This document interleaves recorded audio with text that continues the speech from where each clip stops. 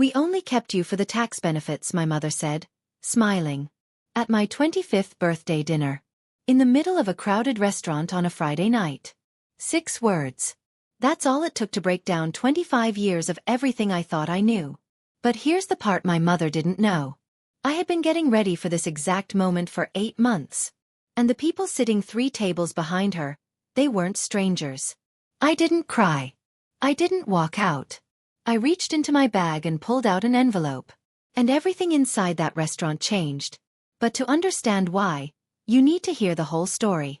Before I go on, if this story connects with you, take a second to like and subscribe, and drop your location and local time in the comments. I love knowing where you're listening from. I'm Paige. I'm 25. I live in one of those small towns where everybody knows your name and your parents' version of the truth. Now, let me take you back 8 months, to the night I found a folder that was never meant for my eyes. 8 months before that dinner, I'm on my hands and knees in my parents' basement, sorting through boxes. Lorraine, my mother, asked me to clear space for my cousin Brittany's things. Brittany is moving back to town after a breakup, and apparently the basement needs to be spotless by next week. Lorraine didn't ask nicely. She never does. She just left a sticky note on my apartment door. Basement. Saturday. Don't forget. So here I am, covered in dust, dragging cardboard boxes across a concrete floor. Most of it is old Christmas decorations and Glenn's fishing gear. But tucked behind the water heater, I find a box sealed with packing tape. Lorraine's name is written across the top in faded marker. I shouldn't open it. I open it. Inside, a brown folder. And inside that folder, my entire life changes. An official adoption certificate. A birth certificate I've never seen before, the original one, with the name Baby Girl Dooner typed in the center. And underneath both of those, a receipt from a tax advisor with a single line highlighted in yellow. Adoption tax credit. $5,400. I sit on that cold basement floor for 40 minutes. Not crying. Just going back through every memory I have. Every time Lorraine reminded me how lucky I was. Every time Glenn looked away when I asked about baby photos. Every Christmas card that said, "Our greatest blessing," in Lorraine's handwriting, sent to every neighbor on the block. I pull out my phone and call my best friend Claire. She picks up on the second ring. What's wrong? I need you to come over. Not to the house. To the parking lot behind the clinic. Paige, you're scaring me. Just come. I fold the birth certificate, slide it into my jacket pocket, and put Lorraine's box back exactly where I found it. But the name Dooner burns in my chest the whole drive to the clinic. That name would change everything. But not yet. Claire meets me in the gravel parking lot behind Dr. Weller's vet clinic, still wearing her scrubs from her afternoon shift. She reads the birth certificate under the small light inside her car, then reads it again. Dooner, she says quietly. You ever heard that name before? Never. She sets the paper down. Remember the DNA kit I gave you for Christmas? I do. An ancestry kit. Still in the plastic wrap, shoved in my bathroom drawer. I told her I didn't need it. I told her I already knew who I was. That feels like someone else talking now. Use it, Claire says. Tonight. So I do. Cheek swab, registration code, sealed envelope. I drop it in the mailbox outside the post office at 11 p.m. 6 weeks for results. 6 weeks to keep my face normal. And for 6 weeks, I watch Lorraine with new eyes. I notice things I always noticed but never thought about. The way she says, after everything we've done for you, whenever I ask to borrow the truck. The way she tells every neighbor, every single one, how adopting me was the hardest and most selfless decision of her life. But her voice carries pride, not pain. The way Glenn goes quiet whenever Lorraine starts that story, suddenly finding something very interesting to look at on his shoes. I keep paying my $400 rent for the small apartment behind their house. I keep showing up for Sunday dinner. I keep saying, "Thanks, Mom," when she passes the potatoes. Claire asks me once over coffee at the clinic, "How are you holding up?" "I'm waiting," I tell her. She gives me a look. For what? For proof. What I don't tell Claire yet, what I barely admit to myself, is that I'm also waiting for something worse. I'm waiting to find out why a tax receipt was filed next to my birth certificate like they belong together. The email comes on a Tuesday during my lunch break. I'm sitting in my car in the clinic parking lot, eating a granola bar and scrolling through my phone, when the notification slides down. Ancestry. Close family match found. I stop chewing. I tap the link. The screen loads slowly, the way everything loads slowly in a small town with bad signal. And then there it is. Helen Dooner. Age 47. Location: Ridgemont, a town 2.5 hours east.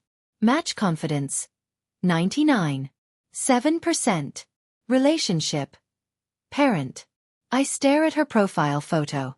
A woman with short brown hair and a tired smile, standing in front of a garden. She's wearing scrubs. She's a nurse. Community health clinic. Married to Tom Dooner, 49. One son, Cody, age 20. I have a brother. The granola bar sits untouched on the passenger seat for the rest of my lunch hour. I try to write an email 7 times. The first 6 are too long, too desperate, too angry, too careful. The 7th is 3 lines. My name is Paige. I believe you may be my biological mother. I'm not angry. I just want to know. I hit send before I can delete it. 4 hours later, my phone buzzes. One line from Helen Dooner. I have been waiting for this email for 25 years. I read it 3 times. Then I lock my phone, press it against my chest, and sit in the clinic parking lot until the sun drops behind the trees. For 25 years, I thought the people who raised me were the only family I'd ever have. And now a woman 2.5 hours away is telling me she's been counting the days since she lost me. But Lorraine Mercer doesn't know any of this. Not yet. For 3 months, I live in 2 worlds. On my days off, I drive 2.5 hours to Ridgemont. The first visit, Helen's hand shakes so badly she almost drops the lasagna dish. Tom shakes my hand at the front door and says, "Welcome home, kid," like he's been practicing it all week and still can barely get it out. Cody, 20, lanky, loud, shows me photos of Helen when she was young. "You've got her chin," he says, grinning. "Sorry about that." Helen opens a small jewelry box on the kitchen counter.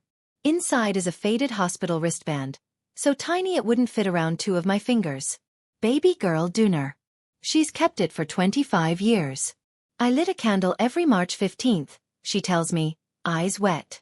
Every single one. I visit 4 more times over the next 3 months. Each time the drive feels shorter. At a follow-up with Dr. Weller, I realize he has never asked me a follow-up question in my entire life. Not out of respect for my privacy, but because he genuinely doesn't care about the answer. Wait. I realize that about Lorraine, not Dr. Weller. At dinner I realize she has never asked me a follow-up question in my entire life. Not out of respect for my privacy, but because she genuinely doesn't care about the answer. In my apartment at night, I read Helen's letter. She wrote it on hospital stationery. 2 pages, front and back. Neat handwriting that gets shakier near the end. She tells me about the night I was born. About the family pressure. About a 22-year-old girl with no money and no one on her side. I keep the letter in an envelope in my bag. I carry it everywhere. 3 weeks before my birthday, Lorraine does something she hasn't done in 5 years. She offers to take me to dinner. Maggie's place, Friday night. Just the 3 of us, she says. We have something important to discuss. That sweetness in her voice. I've only ever heard it when she wants something. I know exactly what's coming. 2 weeks before my birthday, I come home from work and find a typed note on my kitchen table.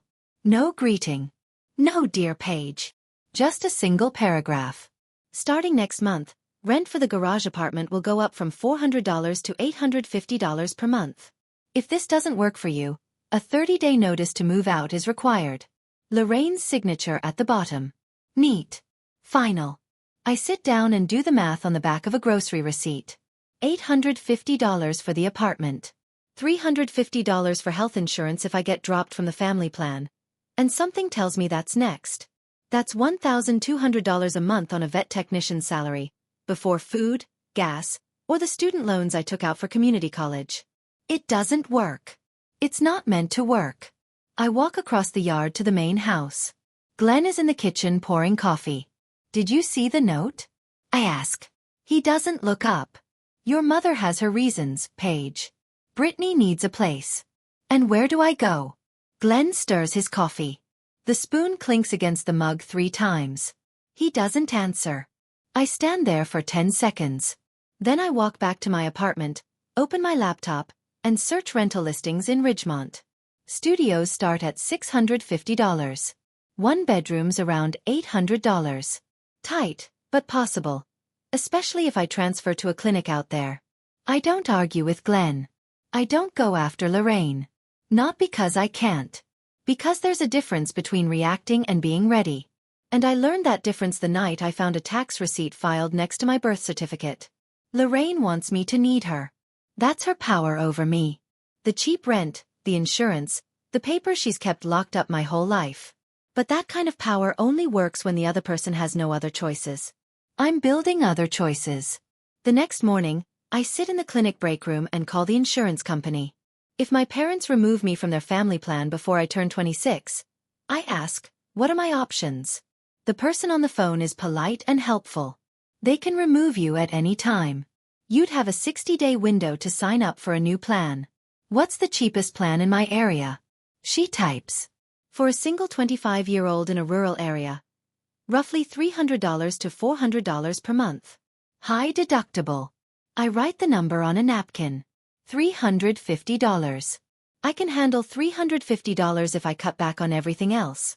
That afternoon, Claire finds me reorganizing the medicine closet. Something I only do when I'm trying not to think. Why don't you just talk to them now? She asks. Tell them you know. Tell them it's over. I close the cabinet door carefully. Because if I say something before I'm ready, I lose everything at once. Housing, insurance, and the truth about who I am. I need all 3 taken care of before I say a word. Claire is quiet for a moment. Then, you're not waiting because you're scared, are you? No. I'm waiting because I want to be ready. Not angry. Not desperate. Ready. That night, I call Helen. I tell her about the rent increase, about the insurance. Stay with us as long as you need, she says. Tom is already clearing out the guest room. I'll pay rent, I say. Helen, I'm not going from depending on one person to depending on another. Let me pay my own way. She's quiet for 3 seconds. You sound exactly like me at 22. Stubborn as anything. I almost laugh. Almost. 4 days before my birthday, Lorraine knocks on my apartment door. She's smiling. Not her real smile. The one she saves for church potlucks and school events she hasn't attended in years. The fake smile. Paige. Honey. Dad and I want to take you to dinner for your birthday. Maggie's place, Friday night. Just the 3 of us. She tilts her head. We have something important to discuss. It'll be nice. I look at her face. The sweetness is piled on thick, like frosting on a cake that didn't rise right. She's been planning this. I can feel it. Sure, Mom, I say. Sounds nice. She pats my arm, a move I suddenly realize she only does when she's about to ask for something or take something away, and walks back across the yard. The second her screen door closes, I pick up my phone. Helen. It's happening. Friday night. Maggie's place. Silence on the other end. Then Helen's voice, calm and steady. What do you need from us? Come to the restaurant. All 3 of you. But book a separate table. Don't come over unless I signal. I need to hear what they say first. We'll be there, Helen says. Tom is already grabbing his keys. Helen, it's 4 days away. I know. I just want him to know we're going. I sit on the edge of my bed after we hang up. The envelope is in my bag. Helen's letter, our family photo from last month, the DNA results. I press my hand against the bag like I'm checking for a heartbeat. Friday is 4 days away. I have 4 days to hold my breath, keep my face normal, and wait for my own mother to tell me I'm worthless.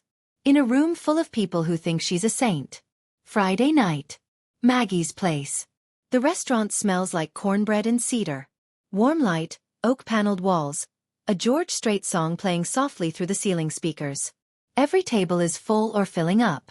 This is the only sit-down restaurant in a town of 4,000, and Friday night is sacred here. I arrive 10 minutes early. My hands are steady. My breathing is not. I scan the room. In the far corner by the window, Helen in a blue blouse, Tom beside her in a flannel button-down, Cody hunched over his phone. Helen sees me. A tiny nod. Barely a dip of her chin. That's all. That's enough. I sit at a table in the center of the room. Maggie herself, 63, silver-haired, built like a woman who has been carrying cast-iron skillets since before I was born, waves from behind the register. Happy birthday, sweetheart, she calls out. I wave back. Under the table, my right hand closes around the envelope in my bag. Glenn and Lorraine arrive together. Lorraine is wearing a red dress, something she saves for Easter and the county fair pageant. Her lipstick matches. She's dressed for a celebration. Glenn wears a button-down shirt with the top button fastened, which he only does when he's uncomfortable. Lorraine slides into the booth across from me. Don't you look pretty tonight? 25. Can you believe it? She orders a glass of wine. Glenn orders water.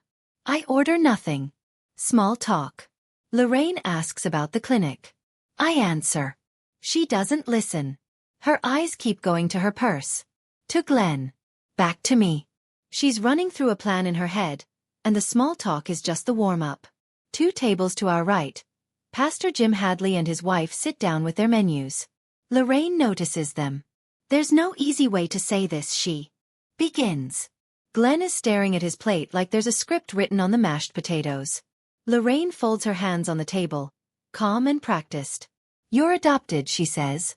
We took you in when you were 3 days old. I don't react. Not because I'm acting. Because I already lived through this moment 8 months ago on a basement floor. Lorraine reads my silence as shock. She keeps going. We kept you because, honestly, the tax situation made it work for us. The credits, the deductions. It helped us get through some very tough years. She pauses. A small, closed-mouth smile. But now you're 25. The benefits ended. And honestly, Paige, we've done our part. The words hang in the air like smoke.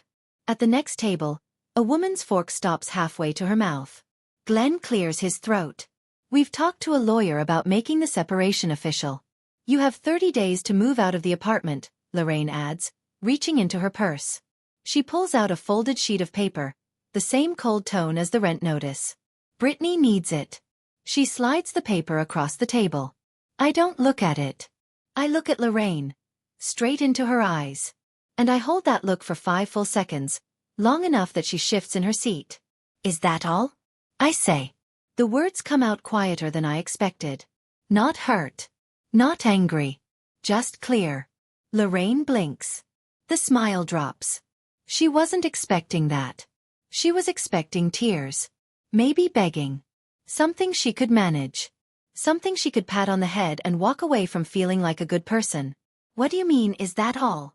She says. I don't answer. Not yet.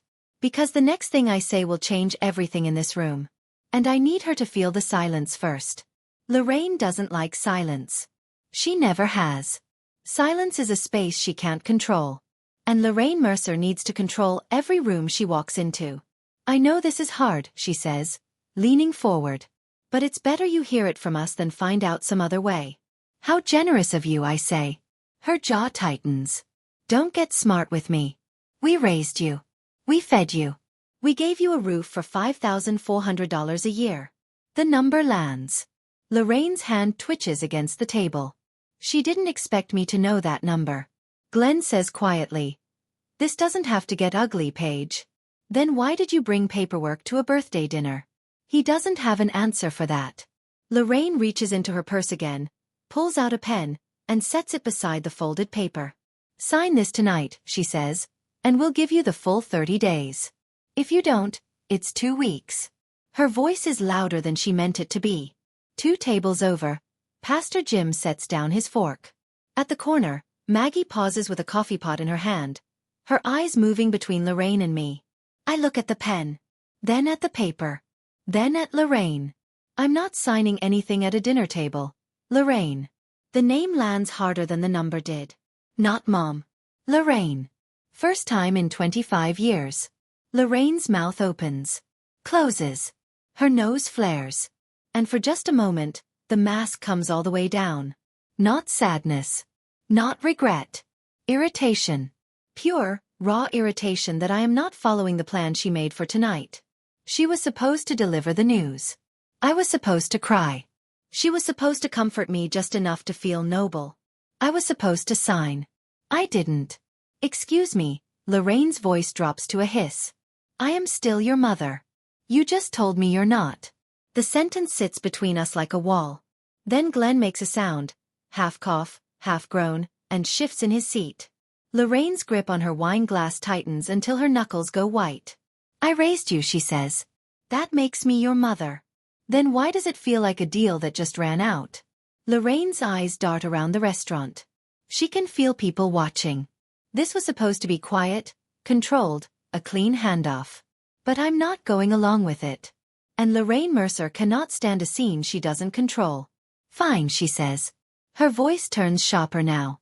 The pretending to be gentle part falls away. You want the truth? Your real mother was some girl from Ridgemont who couldn't even take care of. Stop. One word. Low. Clear. I hold up my hand, palm out, and Lorraine actually stops mid-sentence. Not because she respects me. Because the look on my face is something she hasn't seen before, and it unsettles her. You don't get to talk about her, I say. Not tonight. Not ever. Her. Lorraine almost laughs. You don't even know her. I don't answer. Instead, I reach into my bag and pull out the envelope. Slowly. I set it on the table between us, next to the unsigned paper and the untouched pen. Lorraine stares at it. A plain white envelope, slightly bent at the corner from months inside my bag. What is that? She says. I let the question hang. Glenn leans forward, squinting. Pastor Jim, 2 tables over, has stopped pretending not to listen. I rest my fingers on the envelope and wait.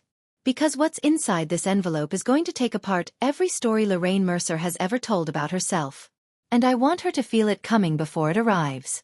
Lorraine can't stand the silence. She never could. Answer me, Paige. What is in that envelope? I say nothing. My fingers rest on it, waiting. And that's when Lorraine makes the mistake I knew she'd make. Because when Lorraine can't control a conversation, she lashes out. At least we took you in, she says. At least we gave you something. The table next to us goes silent. I hear a fork hit a plate. Not set down. Dropped. Pastor Jim turns fully in his chair. Maggie behind the register puts down the coffee pot. Glenn reaches for Lorraine's arm. Lorraine, maybe no. She shakes him off. She needs to hear this. Nobody else wanted you, Paige. She leans in, her voice carrying the way it does when she forgets there are walls. Nobody. I feel the heat rise from my chest to my jaw. Not shame. Something older and sharper. Something that has been building for 8 months, waiting for exactly this line to be crossed. Because I've met Helen Dooner. I've sat at her kitchen table. I've read her letter, the one where she describes the night she gave birth alone at 22, while her family pressured her to sign papers she didn't understand. I know who Helen is. And hearing Lorraine call her some girl in front of 40 people is the one thing I cannot let stand. In the far corner, Helen has heard every word. Tom's hand is on her shoulder. Cody's jaw is clenched. I look at Lorraine. Are you done? I say. She straightens her dress. Yes. I reach into the envelope. First, a $1 bill. I set it beside my water glass. Second, a printed DNA report. 99. 7% match. I lay it flat on the table. Third, a photograph taken last month. Me standing between a woman and a man. All 3 of us squinting in the sun. Smiling. Real smiles. The kind you can't fake. I set the photo in the center of the table, facing Lorraine. Funny you should bring up my real mother, I say. Because I found her 8 months ago. Lorraine's face goes still. Not shocked. Frozen. Like a screen that's crashed but hasn't turned off yet. Glenn pushes back from the table, his chair scraping the floor. Her name is Helen Dooner. She's a community health nurse in Ridgemont. She's been waiting 25 years to find me. I keep my voice steady. Every word careful. She didn't throw me away. She was 22 and alone, and her family forced her hand. That's not the same thing as being unwanted. Lorraine looks down at the photograph. She sees me standing between 2 people she's never met, wearing a look she's never seen on my face. A daughter who looks like she belongs. You can't, Lorraine starts. but the words tangle. And one more thing, I say. I pause. Not for drama. Because I need this next sentence to land exactly right. They're here right now. In this restaurant. Lorraine's head snaps up. Her eyes dart across the room. Past the booths, past the bar, past Jim. Searching. Glenn grips the edge of the table like the floor just tilted. And in the far corner, Helen Dunner sets down her napkin and waits for my signal. Okay, I need to pause the story here for a second, because I know what some of you are thinking. Paige, why didn't you just leave months ago? Why wait for their big reveal? Fair question, honestly. Part of me needed to hear it from their mouths. Not from a piece of paper in a basement, but spoken out loud, with witnesses. Because that's the difference between suspecting something and knowing it. Now, what do you think Lorraine did when I said my biological family was sitting in the restaurant? Did she apologize? Did she keep going? Did she try to leave? Drop your guess in the comments. Alright, back to Friday night at Maggie's. I turn toward the far corner of the restaurant. I nod once. Helen stands. Then Tom. Then Cody. 3 people rise from their table and begin walking across Maggie's place. Not fast, not slow, not making a scene. Just walking the way you walk towards someone you've been looking for your whole life. Helen is in a simple blue blouse, the one she wore the first time we met. Her eyes are red, but her back is straight. Tom is a step behind her, solid and quiet, his hand hovering near the small of her back. Cody follows, hands in his pockets, jaw set. The restaurant notices. Conversations thin out then stop. Silverware goes still. Even the George Strait song seems to pull back, the chorus fading to nothing as Helen crosses the room. Lorraine watches them like a deer watching headlights. Helen reaches our table and stands beside me. She doesn't speak. She doesn't need to. She places one hand on my shoulder. Warm. Steady. On purpose. The hand of someone who has been imagining this moment for 25 years and still can't quite believe she gets to do it. Tom stops just behind Helen, arms at his sides. Cody stands at his mother's other side. Maggie sets down her coffee pot and folds her arms, watching. Pastor Jim has turned completely around in his chair, napkin still tucked in his collar. I look at Lorraine. Lorraine. Glenn. My voice is calm and clear. This is Helen. My mother. The word mother lands like a stone dropped into still water. I watch the ripple cross Lorraine's face. Confusion. Recognition. Anger. All in the space of one breath. She opens her mouth. But Helen speaks first. I'm not here to cause trouble, Helen says. Her voice is quiet and calm. The voice of a woman who talks to scared patients all day and has learned that being loud never helps. I'm here because my daughter asked me to be. Lorraine stands so fast her chair bumps the table. Wine sloshes over the rim of her glass and spills onto the paper she brought for me to sign. Your daughter? Lorraine's voice goes high. I raised her for 25 years. And you just told her she was worthless. The sentence travels. I hear it land at the next table, at Pastor Jim's booth, at the bar. Maggie's hand rises to her mouth. Lorraine spins toward Glenn. Say something. Glenn opens his mouth. Closes it. His hands are flat on the table like he's trying to keep it from floating away. He says nothing. Lorraine turns back to me. Her eyes are wild now. Not hurt. Not ashamed. Cornered. You planned this, she says. You planned this to embarrass me. No, I say. I planned this so I wouldn't be alone when you did what you did. She blinks hard. The difference between getting back at someone and protecting yourself doesn't register for her. It won't. Not tonight. Maybe not ever. Lorraine looks around the room, and every pair of eyes she meets either looks away or holds steady. But none of them give her what she's looking for. Karen from the post office, the woman Lorraine has told the selfless mother story to 100 times, is sitting 4 tables back with her hand over her mouth. She heard everything. The tax benefits. The worthless. The nobody wanted you.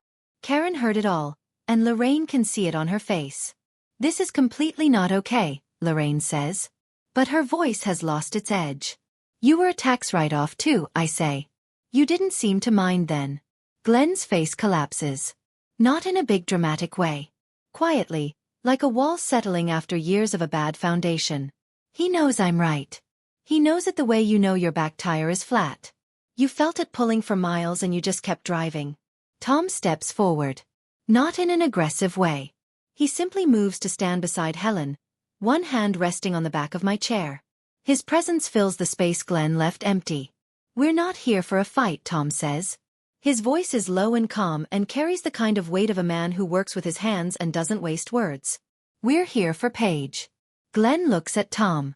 For one long moment, the two men are side by side, and the difference between them needs no explanation. One man drove 2.5 hours to stand behind a daughter he barely knows. The other couldn't stand up to his wife across a dinner table for the one he raised. Glenn reaches for his jacket on the back of his chair. "I think we should go, Lorraine." "I'm not going anywhere until she apologizes," Lorraine says, but her voice is starting to crack. She points at me. "After everything, I have nothing to apologize for," I say. Lorraine stares at me. I hold her gaze. I don't blink. I don't soften.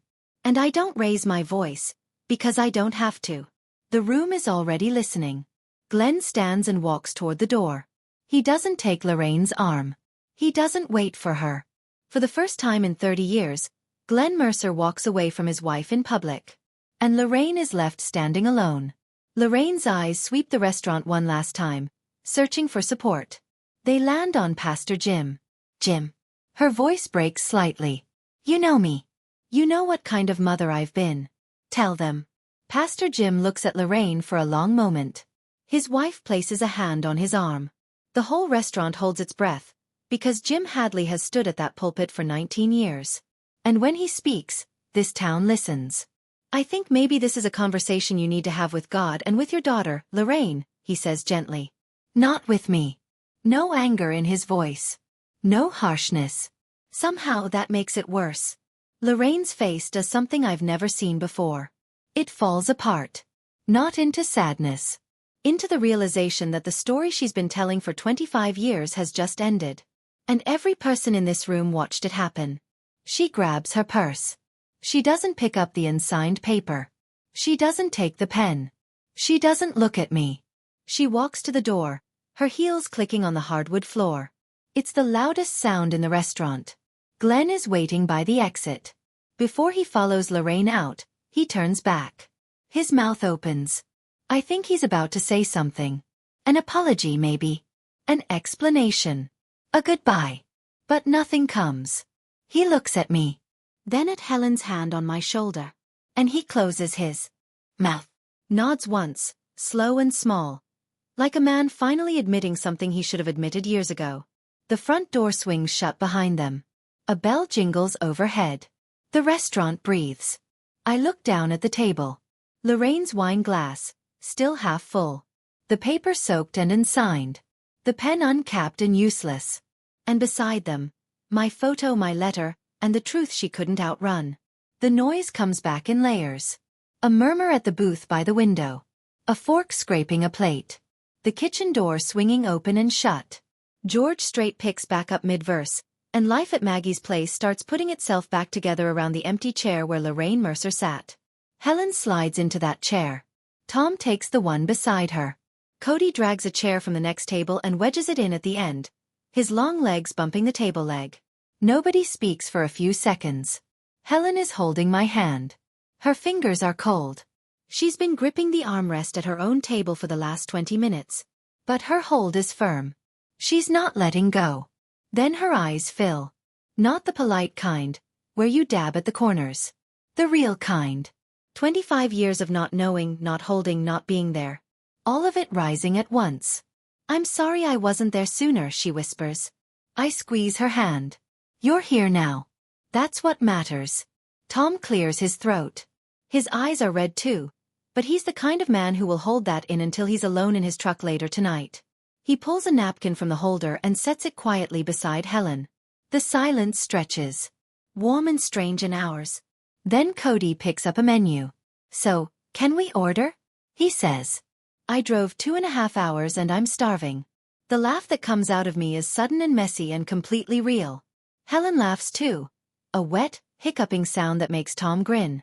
Even Pastor Jim 2 tables over cracks a smile. And then Maggie appears at our table with extra place settings balanced on her forearm. This one's on the house tonight, she says. All of it. She walks away before anyone can argue. After the food arrives, Cody ordered both the ribs and the chicken fried steak. I pull Helen's letter from the envelope. Can I read part of this? I ask her out loud. Helen's hand goes to her throat. She nods. I unfold the hospital stationery.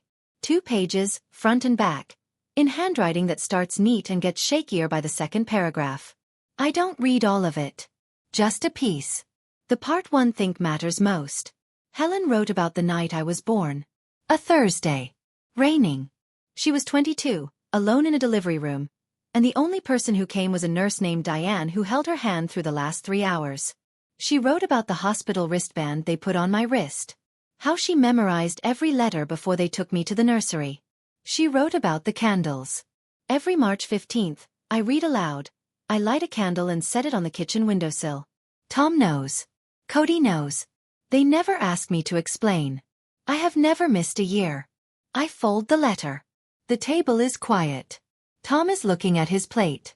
Cody is looking at his mother. I don't read the rest, because the rest is between Helen and me. About the family who pressured her. About the papers she signed at 22 without anyone explaining what they meant.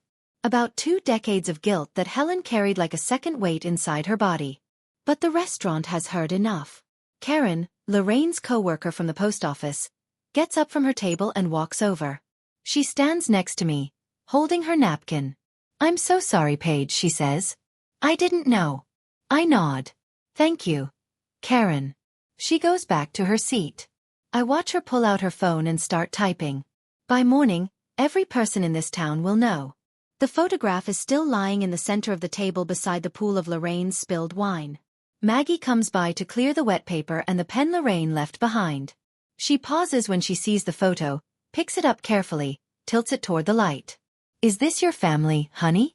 She asks. I look at Helen, who is wiping her eyes with the napkin Tom gave her. At Tom, who is quietly cutting Cody's chicken fried steak because Cody already finished the ribs and is too proud to ask for help. At Cody, who catches me looking and grins with barbecue sauce on his chin. Yeah, I say. It is. Maggie studies the photo for another moment. Beautiful family, she says softly, almost to herself.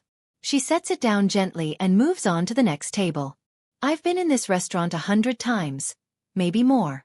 Every visit, Lorraine would make a point of greeting everyone. The hostess, the regulars, the pastor. And somewhere in there, she'd work it in. Paige is so lucky we took her in. Adoption is the greatest thing we ever did. We gave her everything.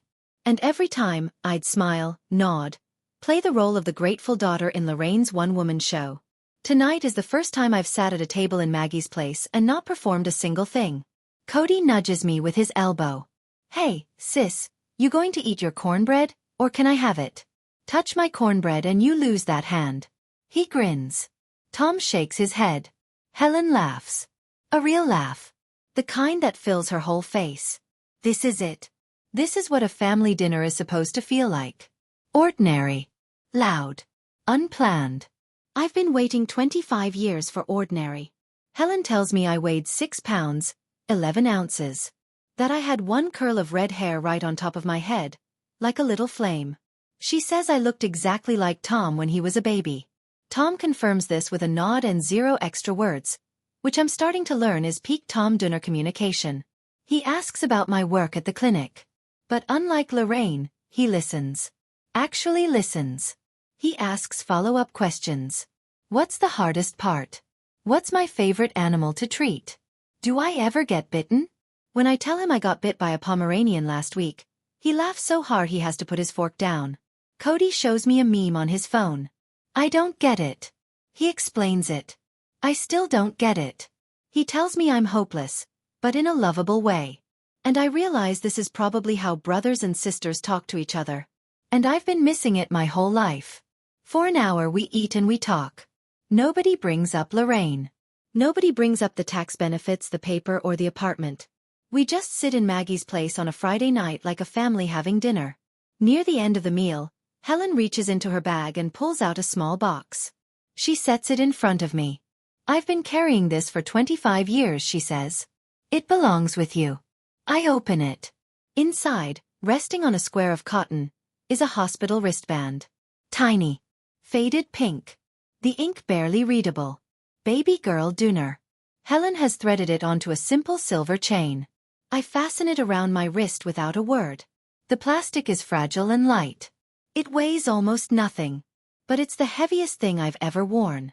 For 25 years, I thanked the wrong people for keeping me.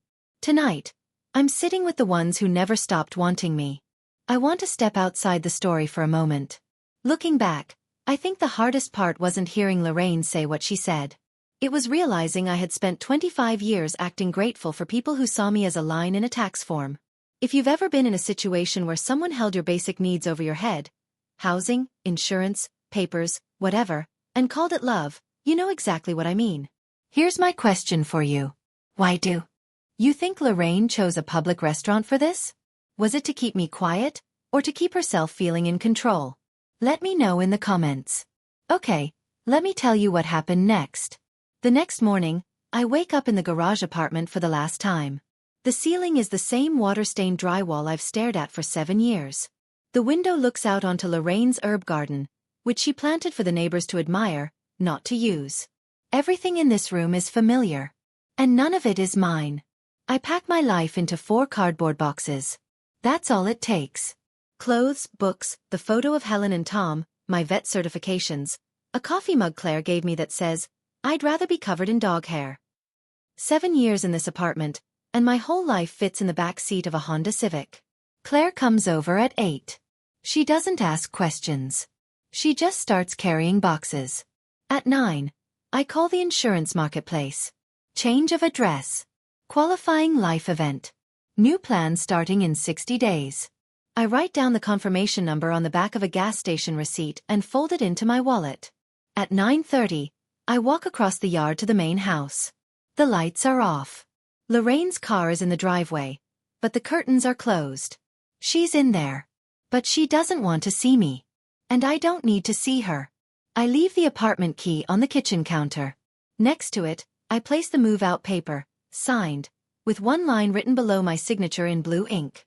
You don't need 30 days. I'm done today. No letter. No speech.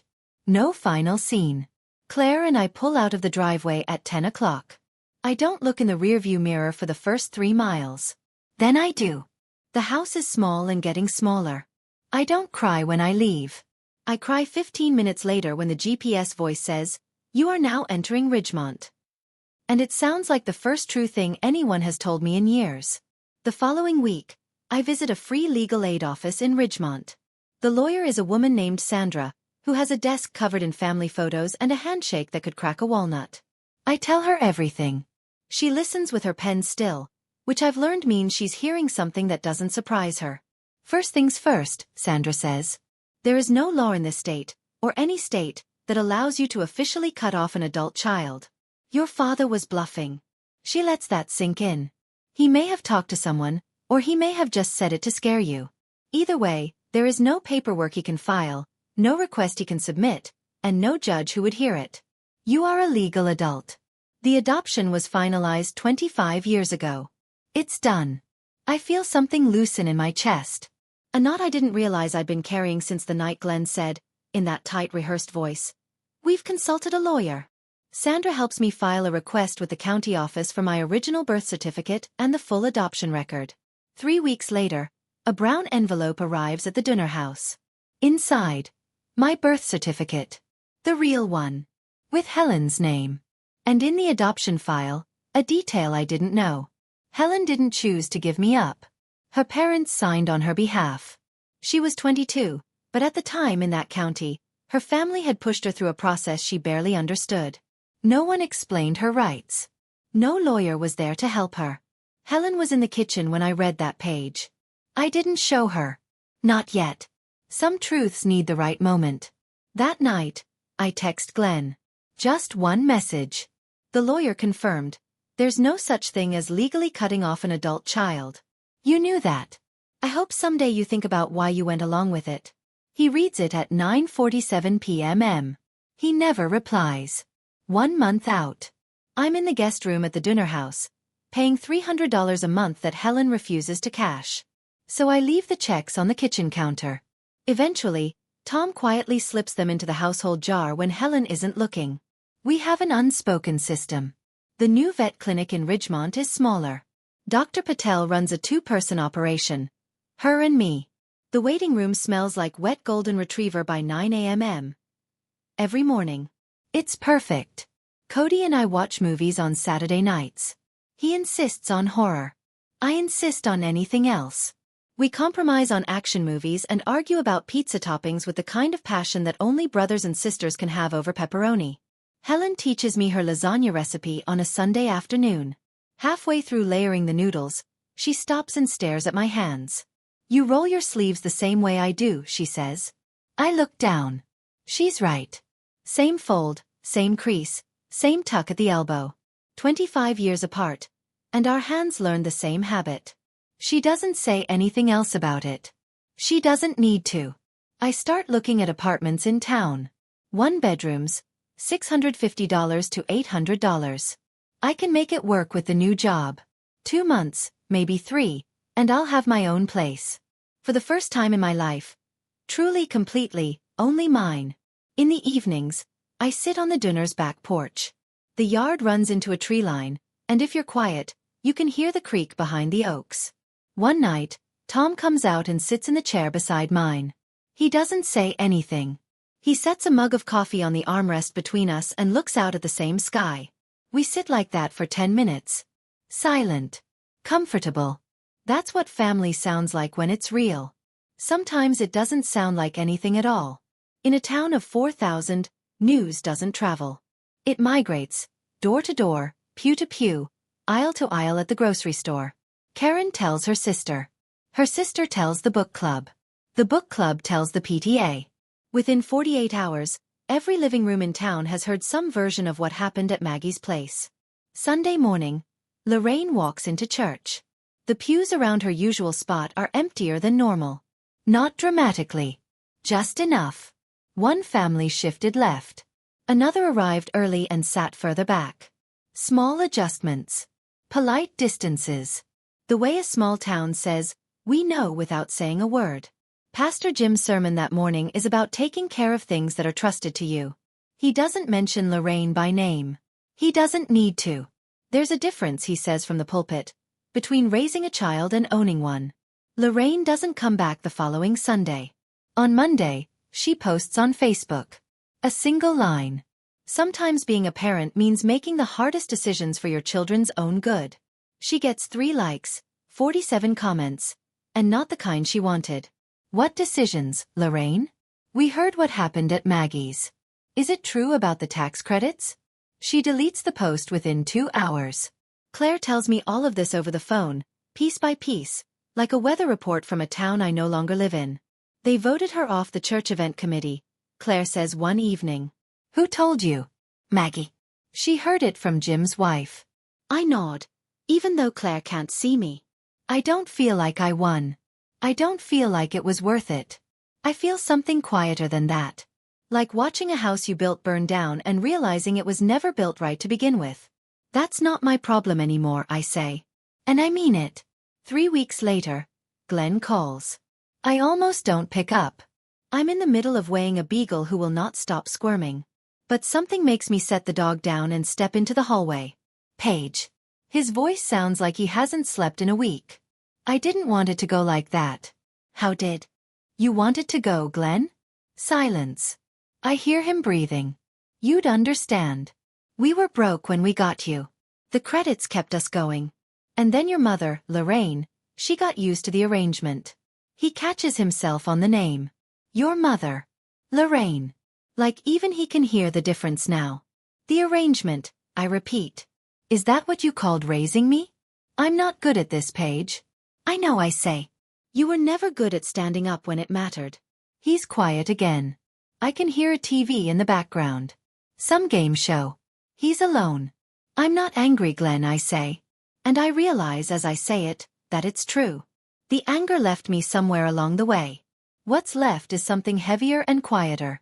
I'm just done. Can we? He stops. Doesn't finish the sentence. I think he was going to say, try again or start over. Some phrase that sounds hopeful when you say it but feels empty when you hear it. Maybe someday, I say. But right now I need space. And you need to figure out why you let her do what she did for 25 years. I hang up, set the phone on the counter, and go back to the Beagle. He doesn't call again. But on Tuesday mornings, a 2-word text arrives. Hope you're well. I reply, I am. That's enough for now. Claire gives me the update in her usual calm, no-drama way. Brittany moved out. I'm restocking exam room supplies, counting heartworm pills. Moved out of what? The garage apartment? She lasted 6 weeks. What happened? She heard the whole story from about 15 different people. She told her friends she felt like she was living in someone else's worst moment. She moved in with a roommate on the other side of town. I think about Brittany, 23, fresh off a breakup, just looking for a cheap place to stay. She didn't ask for any of this. She was just the excuse Lorraine needed. She texted me actually, I tell Claire. Brittany texted you? Found me on Facebook. Said, hey, I'm sorry about what happened. If it helps, I didn't ask for any of this either. What did you say? I know it's not your fault. Because it isn't. Brittany is just a pawn. Same as I was. Just a different piece in Lorraine's game. Claire is quiet for a moment. Then, so the apartment's empty now. Yeah. Lorraine kicked you out for Brittany. Brittany left. And now the apartment is just sitting there. Yep. That's kind of poetic. That's Lorraine. The irony isn't lost on me. Lorraine broke apart my life. My housing, my insurance, my sense of who I am, to make room for a niece who didn't even want to stay.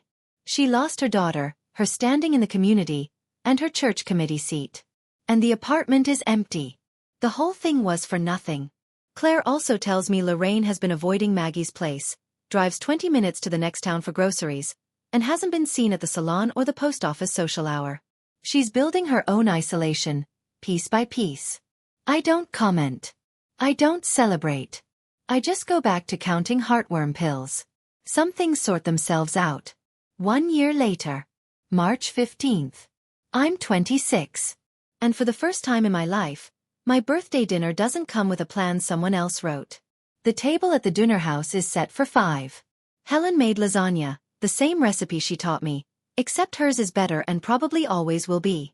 Tom grilled steaks on the back porch because you can't have a birthday without something cooked over fire. Cody bought a cake from the bakery in town and wrote, "Happy birthday, sis," on it in frosting that's already starting to slide. Claire drove 2.5 hours to be here. She walks in with a bottle of wine and a card that reads, "To the only co-worker I'd go to bat for." No envelope on this table. No unsigned papers. No pen. No exit plan disguised as a celebration. Helen brings out the cake with 26 candles. The kitchen fills with light. "This is the first time I get to do this in person," she says, and her voice catches on the last word. I close my eyes over the candles. I don't make a wish. Everything I need is already sitting at this table. Loud. Imperfect. And here. I blow them out. Cody claps. Tom reaches over and squeezes my shoulder. Claire raises her wine glass. Helen cries a little, which makes me cry a little, which makes Cody roll his eyes and say, "Here we go," which makes everyone laugh. On my wrist, the hospital bracelet on its silver chain. Faded pink plastic. Barely readable ink. I wear it every day. Not as a reminder of what I lost. As proof of what I found. I have my own apartment now.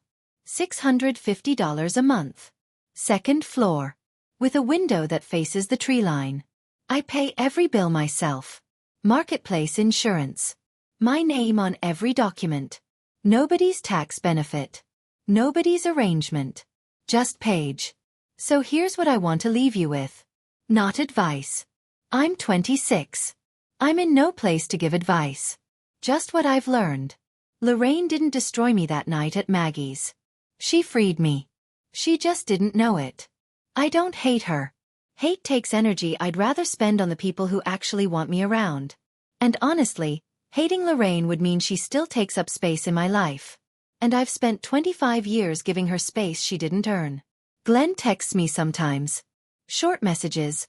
Always on Tuesday mornings. Hope you're well. I reply, I am. 2 words but I mean them. Maybe someday we'll have a longer conversation. Maybe we won't. That door isn't locked. It's just closed. And I get to decide when it opens. Helen and I are still learning each other.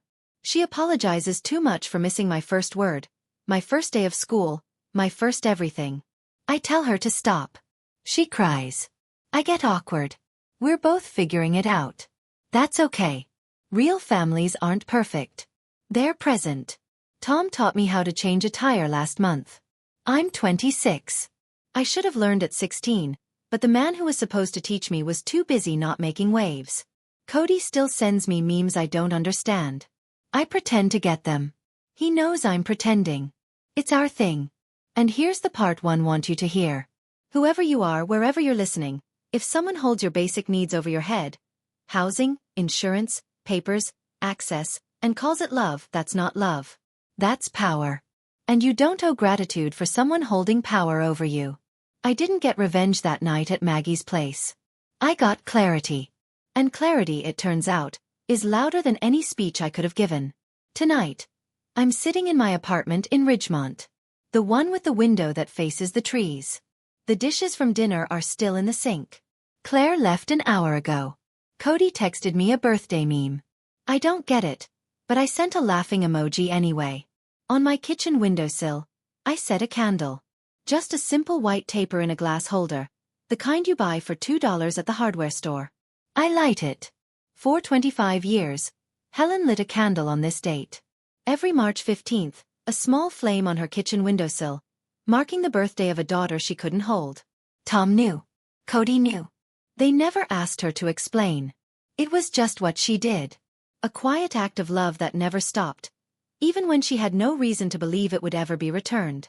Now it's my turn. But I'm not lighting this candle for loss. I'm lighting it for the start of something. For the first birthday I celebrated without pretending to be grateful. For the first year I've lived on ground that nobody can pull out from under me. For Helen, who waited. For Tom, who showed up. For Cody, who called me sis before I was ready to hear it, and kept saying it until I was. I look at the candle. At the hospital bracelet on my wrist. At the photo on my bookshelf, the one from last month. All 5 of us crowded onto the Dunner's back porch. Nobody looking at the camera. Everyone laughing at something Cody said. I spent 25 years being someone's tax benefit. Now I'm just someone's daughter. And that's more than enough. The flame flickers once. Then holds steady. So do I. That's my story. Thank you for staying until the end. It means more than you know. If this hit close to home, or if you've ever been in a situation where someone used your needs against you and called it love, I'd love to hear about it in the comments. You don't have to share names. Just the moment you realized enough was enough. And if you want more stories like this, there's one in the description that I think you'll really connect with. Hit subscribe so you don't miss it. I'll see you in the next one. Take care of yourselves, and take care of your boundaries.